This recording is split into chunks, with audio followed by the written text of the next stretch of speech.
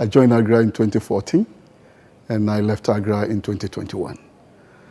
First, I joined AGRA as a Deputy Project Coordinator for SSTP. It was a project funded by USAID. And then later on, a year, I was promoted as the coordinator for the program. Then about a year later, I climbed up to the position of the country manager for Ghana. And in 2019, I became the West Africa regional head. So I've been in the journey with AGRA all this while. Leaving AGRA, I went to work for the government. And I work with the government in the area of the tree crops. Government has set up an authority called Tree Crop Development Authority. And the role of the authority is to look at how we can develop about 6 tree crops to improve Ghana's export revenue. We have been relying on cocoa for a century now. And with climate change and other human activities degrading the environment, certain geographies we can no longer grow cocoa. So the government's aim is how do we develop other value chains that will bring revenue to Ghana. So in the tree crop area, we are developing 6 tree crops: mango, cashew, coconut, rubber, shea, and oil palm.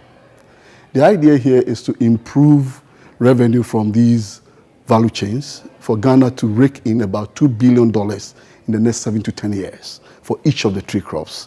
It means that we are thinking about getting about 12 billion from these tree crops. These tree crops have helped in our food systems because apart from just relying only on annuals, these tree crops are perennials, and perennials actually help in carbon sequestration, improving soil fertility, and through agroforestry farming, it's also giving additional income to farmers.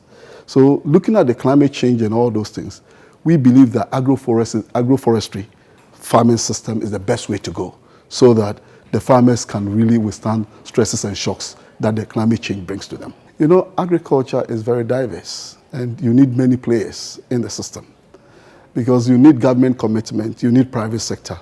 We also need the farmers themselves.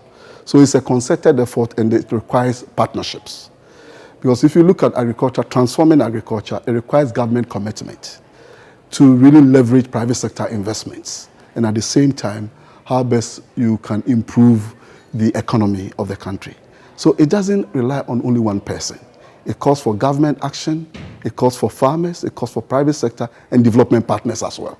So that is why I see AGRF or AGRA's approach in addressing African food system in a more comprehensive manner, building partnerships to move things forward is the right way to go.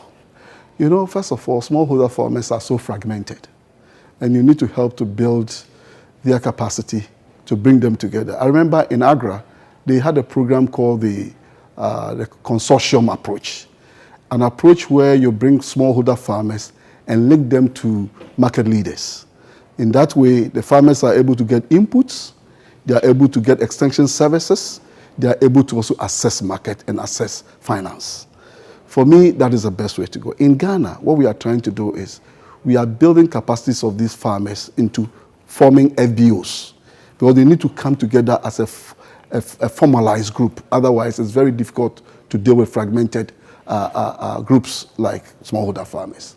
Apart from that, we are also linking them to market leaders so that they will comply in terms of the quality standards that the market requires. Quite apart from that, working with these smallholder farmers, for me, market does not just start from harvesting your produce, it starts from even cropping. So the kind of varieties that they even crop, is that the one that the market is looking for?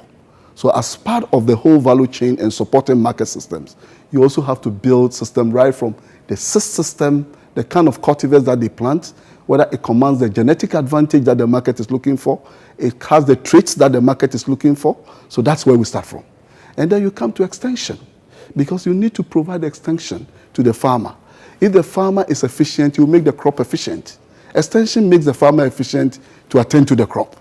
And then apart from that, then you can develop competitive value chain that will give farmers advantage in the market.